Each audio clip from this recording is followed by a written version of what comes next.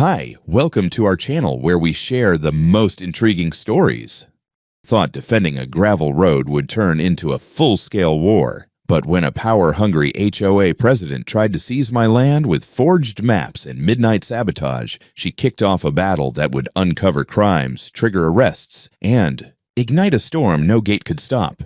Thought I'd have to defend a gravel road like it was the Alamo, but here I was, installing RFID-triggered steel gates on a stretch of forested access trail that had been part of my family's land for over 50 years. My name's Trevor Grant. I'm 46, a landscape architect by trade, former Army logistics officer, and proud owner of 9 acres just outside of Incline Village near Lake Tahoe. It's not a mansion, but it's mine. Pine-sheltered, quiet, with a winding private drive that cuts through a sliver of dense, state-protected woodland. That sliver is where all the trouble began. The land came to me through my grandfather, who bought it in the late 70s after the Army decommissioned an old utility corridor that once served as a fallback route for emergency convoys. The surrounding area exploded into luxury homes and HOA madness over the decades, but our parcel was grandfathered out, quite literally. That private drive, once ignored, had become a de facto shortcut for residents of the Sierra Pines HOA because it shaved a few minutes off their commute. And for years, I tolerated it. Until I didn't. 3 months ago, I filed the paperwork and installed a steel gate system, twin posts, solar backup, license plate cameras, and RFID tags for approved vehicles. I needed the security not just for me, but for the equipment I stored on site. My firm handles large-scale terrain development, and people who cut through my land had begun treating the road like a public park. Trash, tire marks, and one too many near hits with my dog Diesel. The gates went up on a Tuesday.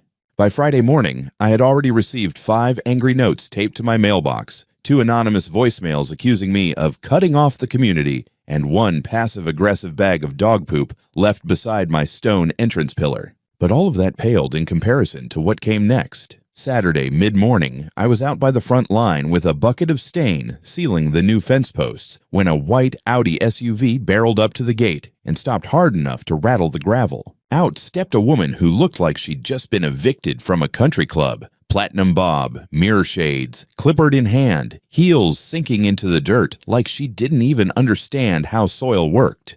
"You need to remove this gate immediately," she barked as she approached, like I was one of her staff. "Good morning to you too," I replied calmly, setting the bucket down. "Can I help you?" "I'm Karen McBride, president of the Sierra Pines Homeowners Association." She practically spat the title like it was supposed to mean something to me. "This road has been part of our community's emergency access for over 2 decades. You can't just put up a barrier. It's illegal."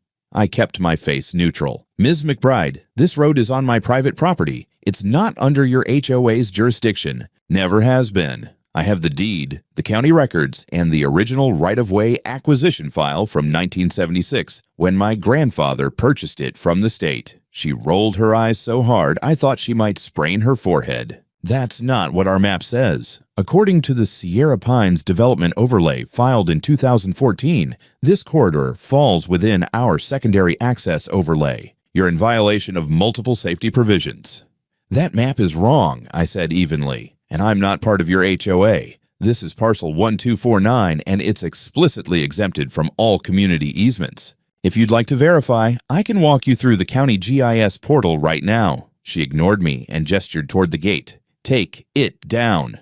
"No, you don't have a choice. I'm putting you on official notice. If you don't remove this obstruction, the HOA will take corrective action." "Try it," I said, folding my arms. "It'll be a fun day in court." She stood there another 30 seconds, lips twitching like she was restraining herself from full-on screech mode, then spun on her heel, stomped back to her Audi, and drove off in a cloud of entitlement and dust. I figured that would be the end of it. Of course I was wrong. That night, just after 1 a.m., the motion detector lit up my phone. I checked the camera feed, 2 figures in dark hoodies, bolt cutters in hand.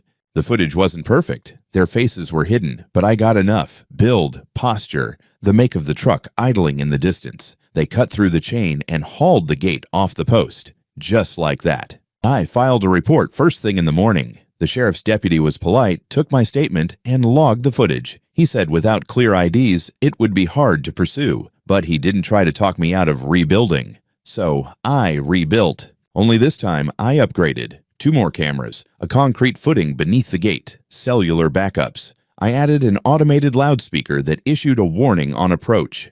This is private property. Access is restricted. Your presence is being recorded. Not exactly welcoming, but effective.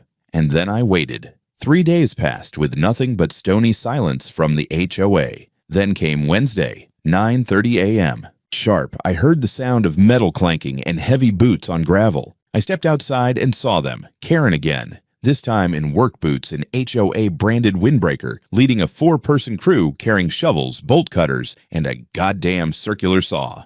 They were halfway through setting up their equipment when she saw me. "Good morning, Mr. Grant. We're here to enforce Community Code 7.15, unobstructed access to shared safety infrastructure." "You're trespassing," I said flatly, pulling out my phone and pressing record. "You brought this on yourself," she snapped, and gave a hand signal to the others. That's when I called the police, and then I just stood there, watching them work, cameras rolling, waiting for the sirens. They didn't have long to wait. The cops arrived faster than I expected, 2 patrol vehicles rolling up with their lights cutting through the pine canopy like emergency strobes at a school dance. Karen froze mid-gesture, one hand still pointed at the gate as her demolition squad hesitated, uncertain whether to keep hacking or start pretending they were just volunteers doing community gardening. I kept filming. The lead officer stepped out, a tall guy in his 40s with the energy of someone who had already seen too much nonsense before lunch. His name tag read Sergeant Delgado.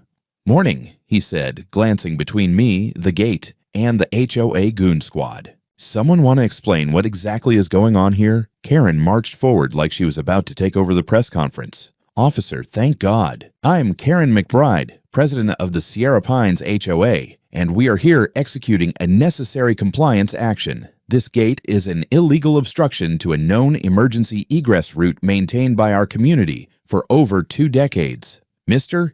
Grant is trespassing on public access and violating regional fire code." Delgado nodded slowly, then turned to me. "Your side?" "Private property," I said. "Parcel 1249. That road they're standing on? Deeded access road my grandfather bought from the state in 1976. Never part of the HOA. Not under their jurisdiction. I've got the county assessor's parcel map, original deed, and video of them destroying this same gate 4 nights ago." I handed him a manila folder. He glanced through the contents, whistled softly, then looked over his shoulder at his partner. "Gomez, you get a shot of that sign on the post?" "Already did," Officer Gomez said, holding up his phone. "It's clearly marked, private property. No trespassing." These folks walked past 3 signs, a warning speaker, and a camera pole. Karen's mouth opened, but Delgado cut her off. "Ma'am, I understand your concerns, but you can't take matters into your own hands, especially when the property lines don't favor your case." Karen's voice rose half an octave. "I am the property line in this community. That gate is a threat. What if an ambulance needs to get through? What if a fire breaks out? He's putting people at risk." "Ma'am," Delgado said calmly, "emergency services already have master keys for gated properties in this area. Your HOA doesn't speak for EMS routing." She blinked, thrown off by actual logistics. Delgado stepped aside, radioed something in, then returned. "Ma'am, I'm going to ask you and your team to stop all work and step away from the gate." Karen stood her ground, nostrils flaring. "This is HOA business. He's blocking a shared asset." "No, ma'am," Delgado replied. "He's protecting a private road on private land, and you're actively engaged in property destruction. Step away." She didn't move. The tension felt like a stretched guitar string. One of the HOA crew, an older guy with a clipboard and a worried look, stepped back. Another dropped his shovel. Karen reached for the circular saw's trigger. "Ma'am," Delgado said again, firmer this time, "step away." She squeezed it. The saw didn't start. Probably forgot to unlock it. Either way, Delgado moved. Within seconds, Karen was in cuffs, yelling about tyranny, civil rights, and the illegal militarization of local law enforcement. Her workers stood stunned as she was placed in the back of the patrol car, muttering curses through the window like a dethroned monarch. I just kept the camera rolling. They didn't arrest anyone else, just documented names and statements. The officers thanked me for staying calm and told me a formal report would be filed under charges of intentional destruction of private property, trespassing, non-compliance with law enforcement directives. As they drove off with Karen, one of The HOA men came up to me quietly. "Just so you know, not all of us are behind her. She pushed this." I didn't answer, just nodded once and went back to sweeping up the gravel she and her squad had kicked loose. The next day, I got my copy of the police report. Clean, thorough, everything exactly as it happened. I added it to the rapidly growing folder labeled HOA Hostilities.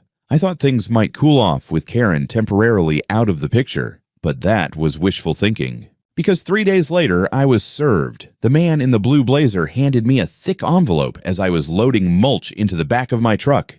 "You've been named in a civil action filed by the Sierra Pines Homeowners Association and its acting president, Karen McBride." I didn't even open it right away. I just laughed and tossed it onto the passenger seat. Later that night, with a beer in hand, I flipped through the complaint. They were suing me on 3 counts. Erecting an unpermitted obstruction across what they claimed was a long-established community access road, creating a hazard for emergency personnel and residents, refusing to engage in mandatory HOA, arbitration as required by community agreements. It would have been funny if it weren't so malicious. The kicker? The HOA newsletter hit mailboxes the same day. Neighbors started forwarding me copies and taking pictures. The headline read, "Dangerous new barrier threatens community access," followed by a list of supposed safety concerns, quotes from anonymous residents in fear, and an official note from Karen declaring my property under review.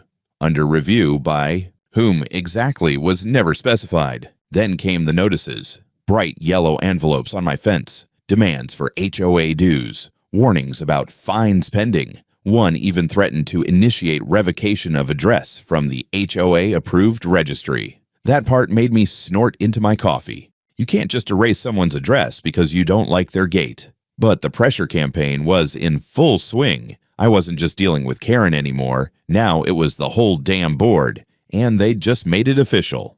The envelope sat on my kitchen table for an hour before I finally pulled out the rest of the paperwork. I wasn't avoiding it. I just knew exactly what I'd find. Karen didn't write lawsuits. She weaponized them. And sure enough, once I flipped through 20-something pages of legal posturing and selective interpretation of county code, it was obvious the entire thing was built on a foundation of wishful thinking and outright lies. According to Karen's filing, the Sierra Pines HOA had exercised maintenance authority over my private drive for more than 2 consecutive decades, which instantly made it a common-use access route. I almost choked on my coffee. Maintenance. The only maintenance they ever did was spill latte foam on it as they cut across my property on their morning commute. They sure as hell didn't fix the erosion ruts after thunderstorms or clear fallen pine trunks after winter storms. That was always me, with my tools, my diesel, and my money. But the real kicker was the last paragraph. Failure to comply will result in escalating compulsory fines and administrative actions pursuant to HOA authority. Authority over what? Gravity? I scanned the complaint again, slower this time. They weren't just pushing for gate removal, they were attempting to establish retroactive easement rights. If they somehow won, even partially, this nightmare wouldn't stop. They'd be on my land forever. That's when I knew I needed backup. I called Jessica Wood, the attorney recommended by an old friend who'd survived his own HOA apocalypse back in Reno. She answered on the second ring. Jessica Wood. "Hi, Jessica. My name's Trevor Grant. I think I need your help." There was a pause. I heard typing. "Sierra Pines." "Yeah," she sighed, long and annoyed.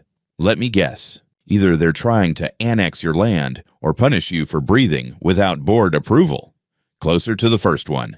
Come in tomorrow morning," she said, "and bring everything." When she said everything, she meant it.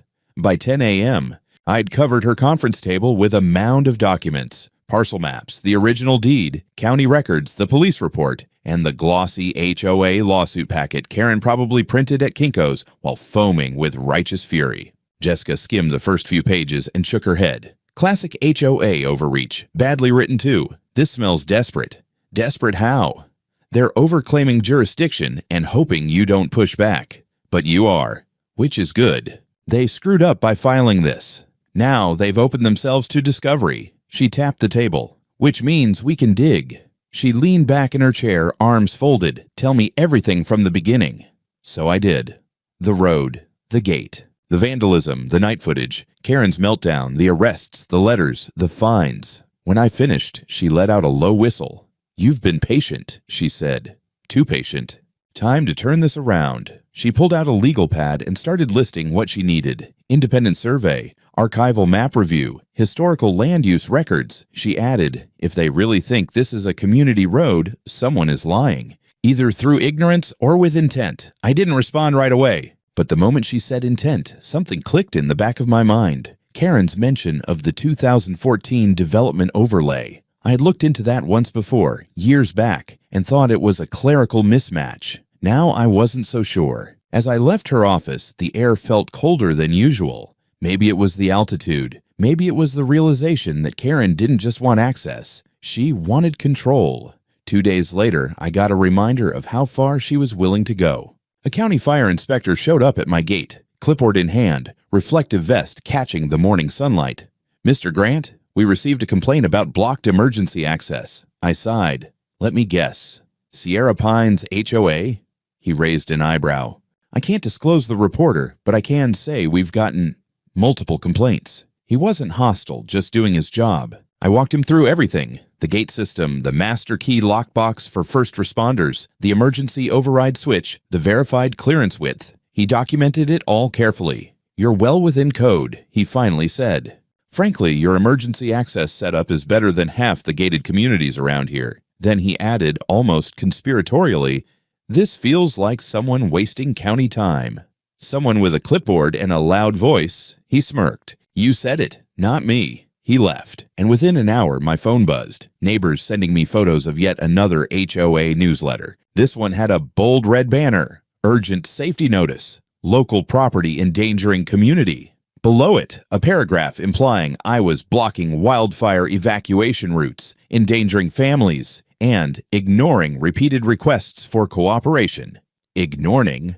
I wanted to send them a playlist of all the ways I'd told them no. Then the emails started. One from a board member demanding my attendance at an emergency mediation hearing. One from a compliance officer informing me my refusal to participate may result in punitive measures. And one from Karen herself, typed entirely in caps, accusing me of creating a death trap. I didn't answer any of them, but someone else did. Around dusk, as I was storing equipment in the shed, a man in his late 50s walked up my driveway holding a thermos. I recognized him. Alan, one of the original homeowners from before Sierra Pines grew teeth. "Evening," he said quietly. "Mind if I talk a minute?" I nodded, and he took a slow breath. "This thing with Karen, it won't stop. She's been trying to expand HOA control for years. She thinks if she pushes hard enough, people will roll over. And most do." "But not me," I said. "That's why she's panicking," he replied. "And I think she's hiding something about that road. Something old. Something she doesn't want found." I waited. She once bragged that Sierra Pines adjusted development maps years ago to make the boundaries more coherent. I think this is about more than just a shortcut. He left me with that.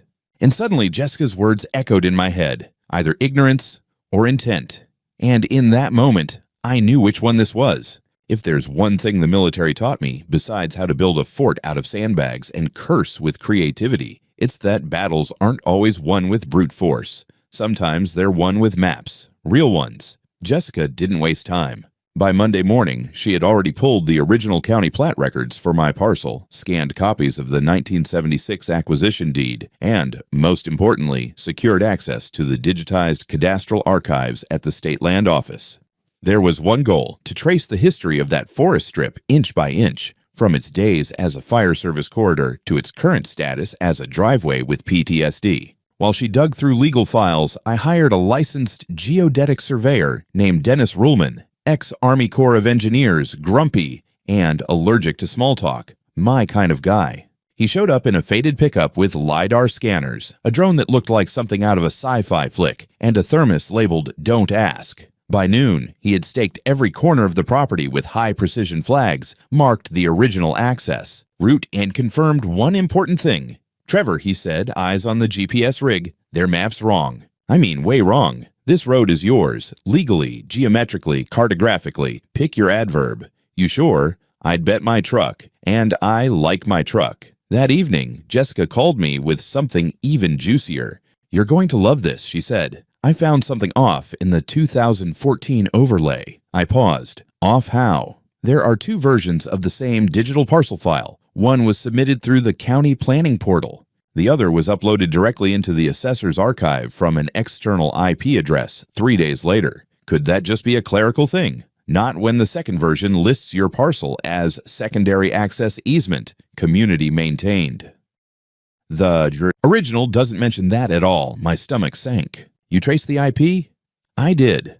Belongs to a contractor account, someone who worked with the county on a land use digitization grant back in 2014.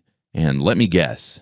Name's Richard McBride, Karen's husband. I didn't say anything for a moment. The silence on the line did all the heavy lifting. Jessica continued, voice like a scalpel. We're filing a formal motion for a forensic review. If this holds up, it's digital tampering of county records. That's a felony.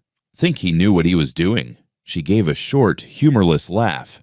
Trevor, this wasn't a Photoshop job. This was a targeted alteration using internal schema. It wasn't just sneaky, it was surgical. I hung up and stared at the drone footage Dennis had sent me. An aerial sweep of my land, layered over the real boundaries. The drive cut like a straight ribbon through my trees, clean and narrow. A fire break in the 70s, a driveway in the 90s. And now, the front line of a cartographic con job. By Wednesday, Jessica had filed a petition with the county judge requesting a preliminary hearing on evidence of document tampering. I delivered Dennis's survey report in person. It included diagrams, satellite overlays, and a charming appendix titled, How to Tell If Your HOA is Full of Crap. While we waited for the hearing date, the HOA doubled down. I got a notice nailed to my gate. Not mailed, nailed. Yellow paper, HOA header, and bold red type. Final notice, unauthorized obstruction of community access route. You are hereby ordered to remove all barriers within 72 hours. Attached was a map.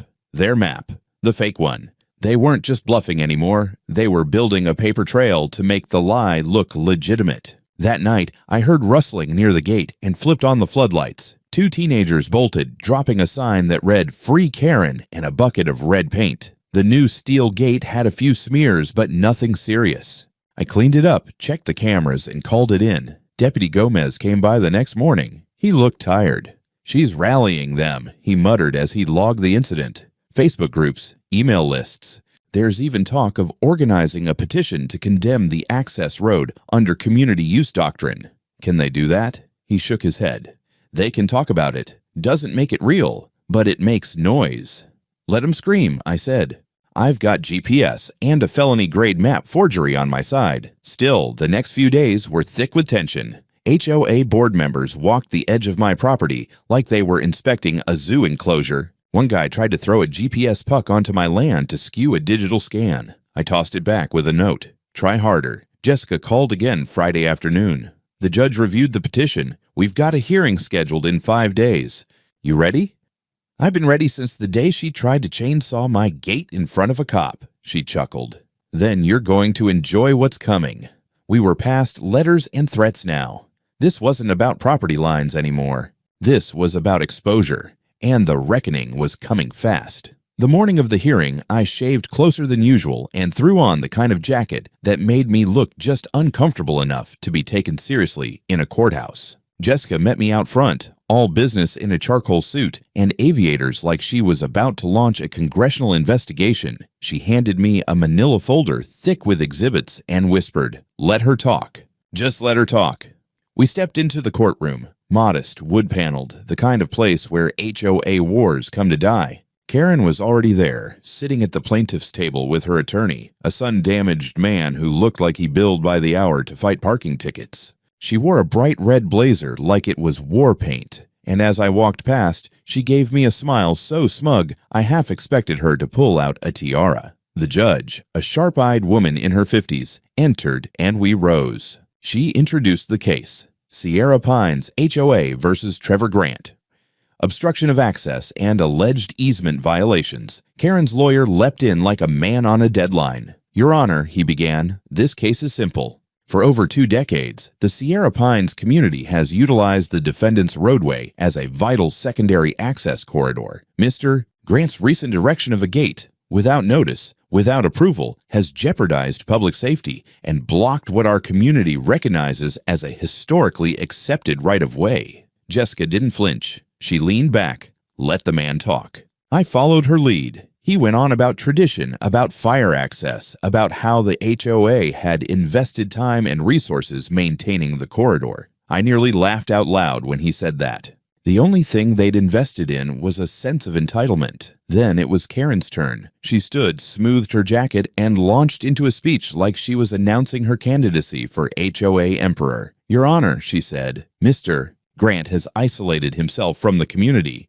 He has erected a militarized barrier, complete with surveillance equipment and loudspeakers, on a road that has always been part of our shared infrastructure. This isn't just about property. This is about trust. This is about neighbors being shut out, about children having to walk longer routes, about the elderly living in fear because of an iron gate." Jessica scribbled something on a sticky note and slid it to me. It read, "Let her keep digging." Karen gestured wildly toward the judge. "And let's not forget, Your Honor, that his actions caused my wrongful arrest. I was detained like a criminal while trying to protect the community. This is personal retaliation." The judge finally raised her hand. "Thank you, Ms. McBride. Defense?"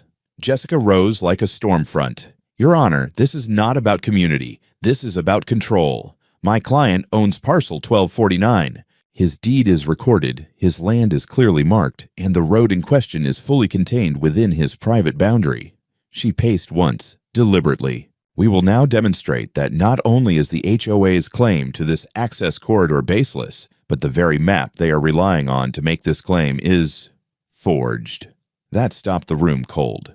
Jessica pulled out 2 large parcel maps and set them on easels. One was from 2008, county verified. The second was from 2014, uploaded through the planning portal. A red outline on the second map showed the shared access zone reaching into my property like a thief's hand. This version, Jessica said, tapping the 2014 overlay, was not filed through official channels. It was introduced into the county database using external contractor credentials. Those credentials, Your Honor, belong to Richard McBride, husband of the plaintiff. Karen went pale. Jessica continued, "The original plat map shows the fire corridor, yes, but it ends at the border of Mr. Grant's parcel. The land beyond has always been private. We have sworn testimony from a licensed surveyor, GIS metadata confirming file manipulation, and system logs tying the change to a non-county IP address." The judge sat very still. Jessica drove the nail in. "This isn't about safety. This is about a coordinated attempt to expand HOA control over land that was never theirs. And when that failed, they tried to bully, threaten, and publicly shame my client. When that failed, they filed this." Karen shot to her feet. "Lies. All of it. He forged his documents. This is all a setup. He's part of some anti-community movement." The judge turned to her. "Ms. McBride, sit down." Karen didn't. "You're all in on it. Him, the county, the court. This is how it starts. They take away your roads, your rights. Next, it's chaos." The judge raised an eyebrow. "Are you suggesting I'm part of a conspiracy against your HOA?" Karen clamped her mouth shut, but her nostrils flared like she was about to charge. The judge tapped her pen. "Ms. McBride, your behavior is noted. Let's return to the evidence." She spent the next 10 minutes reviewing the submitted maps, metadata, and Dennis Ruhlman's affidavit. She asked a few questions, mostly clarification about property boundaries and the easement system. Then she leaned forward. "It is the opinion of this court," she said slowly, "that the defendant has established a clear and uninterrupted ownership of the property in question. The gate is legal. The road is private. The claims of historical shared use are unsupported by any binding agreement or legal easement." Karen's mouth moved, but no sound came out. The judge wasn't done. Furthermore, the altered 2014 map submitted as evidence raises serious concerns. I am referring this element of the case to the district attorney's office for potential investigation into digital forgery of county records. Karen sank into her chair like a balloon with a slow leak. The judge concluded, "The plaintiff's case is dismissed in its entirety. Additionally, any future attempts by the Sierra Pines HOA to assert jurisdiction over parcel 1249 will be considered harassment under state law." Jessica turned to me and nodded once. I could tell she wanted to smile, but kept it professional. I didn't. I smiled like I'd just watched a 20-year lie melt in real time. As we walked out of the courthouse, I passed Karen. She didn't look at me, didn't yell, didn't sneer. For the first time, she looked small. After court, things didn't exactly settle down. If anything, the HOA doubled down on the crazy. The next morning, my mailbox was stuffed with no fewer than 9 letters, all on Sierra Pines letterhead, all threatening disciplinary action for violations of HOA guidelines. One of them fined me for unauthorized gate aesthetics. Another warned I could be blacklisted from local utility interfacing. I wasn't even a member of their HOA, and yet they still pretended they had jurisdiction over my land. It would have been hilarious if it weren't so damn desperate. Jessica, thankfully, was ready. "This is coordinated harassment," she said, flipping through the letters. "We'll file a cease and desist, then prep for injunction. They're trying to save face." 2 days later, something worse happened. I pulled into my driveway and found a new sign staked near my fence. Large, bold, and HOA branded. "Private easement revoked. No through access." I stood there in disbelief. They were pretending they had the power to revoke rights to land they never owned. The kicker: below the sign, a laminated notice declared, "Property formerly known as Access Corridor B is now under HOA easement review." I took it down, photographed it, and called Jessica. "They're escalating," she said. "Now they're trying to manufacture confusion. Next step, county notice." She was right. That same afternoon, a notice appeared in the local public registry, a proposal by Sierra Pines to review historic easement usage patterns for several bordering parcels, mine included. It was pure theater, but public theater. I could already imagine how many neighbors were whispering about it over their fences. I met with Dennis Ruhlman again, our geodetic expert. He shook his head, examining the notice. "They're using bureaucratic smoke," he said. "It won't hold in court, but it muddies the water. They're hoping people get scared and cave." I didn't cave. Instead, I invited the county surveyor to walk the property line with me. I wanted every corner, post, and coordinate reaffirmed and documented. He agreed and confirmed once again. The land, the road, and every inch of the gate stood squarely within my boundaries. Then came the anonymous emails. 3 in one day. All from fake addresses. One warned I'd regret fighting the community. Another said, "Your cameras won't protect you forever." The third claimed my property would be reassessed for compliance. Jessica looped in law enforcement, but the messages were too vague and too scrubbed to trace easily. By the end of the week, I'd upgraded my camera system, reinforced the gate with steel crossbars, and added license plate readers on both sides. If the HOA wanted a Cold War, I was ready to match fire with fire. And just when I thought they were done pushing, Karen made another appearance. This time at the base of my driveway, flanked by 2 contractors and holding a clipboard. She yelled up toward my porch, "You've been served." HOA inspection scheduled. I came down calmly and asked, "Do you see this land on your maps?" She just grinned. "Everyone knows this road belongs to Sierra Pines." I didn't argue. I simply pointed to the freshly printed restraining order and said, "Step foot past that line and you'll be explaining yourself to a judge again." She left, but not before snapping photos of my property like she was building a case of her own. I stood there in the silence afterward, the wind rustling the trees, thinking, they're not giving up, but neither am I. By the time Jessica filed the second injunction and handed over the restraining order for enforcement, I had officially crossed into territory I never thought I'd have to navigate, defending my land not from criminals, but from a manic HOA and its deranged president. The legal side was solid, but public perception, that was trickier. Karen had launched a small but noisy smear campaign through the HOA newsletter, calling me a threat to community harmony and claiming I was endangering first responder access. They even printed a map with my gate highlighted in red, like some kind of terrorist compound. The worst part, people were eating it up. Then came the subpoena. Jessica forwarded it to me at noon sharp. Karen's attorneys, real ones this time, had filed for emergency injunctive relief. Their claim? That I was obstructing a traditional access road used for community emergency services. They attached a handful of scanned HOA documents, all bearing signatures from prior years. Only something felt off.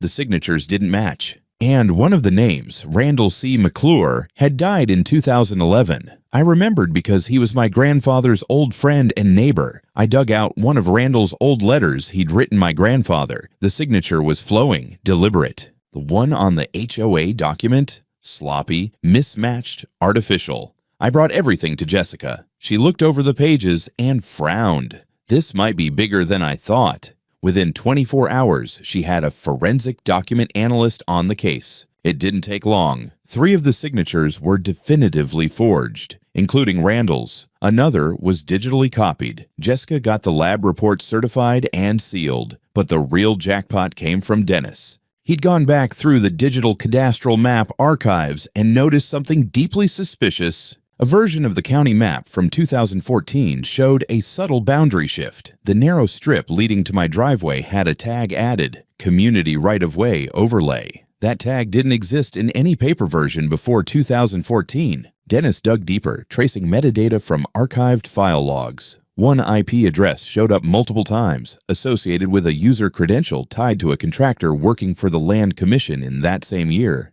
The name, Greg McBride, Karen's husband. The moment I saw it, my heart slammed into my ribs.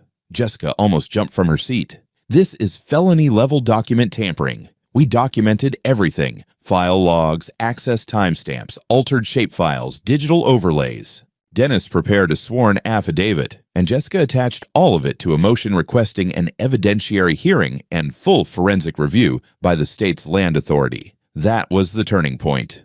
The judge, upon receiving the motion, ordered an emergency hearing to consider criminal tampering and referred the documentation to the district attorney's office. Karen was subpoenaed to appear in person. On the courthouse steps that morning, Karen had the gall to look smug. I stood 20 feet away, watching her in that same beige pantsuit she always wore when pretending to be powerful. Greg wasn't with her. Rumors swirled he'd lawyered up separately. Inside the courtroom, the mood shifted fast. Jessica presented the forged documents, the fake signatures, the IP logs, the shapefile overlays, and then, in front of a dead-silent room, she called Dennis to the stand. He explained the manipulation in plain English. This was a manual insertion into a digital record. Someone knowingly altered official cadastral boundaries in favor of the HOA. Karen tried to object, loudly. The judge told her to sit down or be held in contempt. Then Jessica dropped the last piece. A notarized letter from the county registrar confirming the original, unaltered plat showed the road as part of Parcel 1249, my land. The judge didn't need long. He looked at Karen, his voice dry and unimpressed. Ma'am, not only have you violated this man's property rights, but your HOA has submitted false records and used forged signatures. This matter will be referred for criminal investigation. Karen's face turned white, and for the first time, she didn't say a word. Karen didn't show up to the final hearing alone. She came flanked by 2 lawyers and a face full of defiance. But the courtroom buzzed with something different now. No one was on her side anymore. Half the HOA board members had already resigned. Word had spread about the forged documents, the tampered maps, and the digital trail leading straight to her husband. The judge didn't waste time. He reviewed the evidence, restated the findings, and referred both Karen and Greg for criminal prosecution, Greg for tampering with public land records, Karen for destruction of property and obstruction. The courtroom was quiet, heavy with the weight of finality. Karen tried one last outburst, something about community safety, but the judge cut her off cold. "This isn't a community matter," he said. "This is criminal." The sentence came swift. 2 years probation, 80 hours of community service, and a permanent restraining order forbidding Karen or the HOA from entering or altering my property again.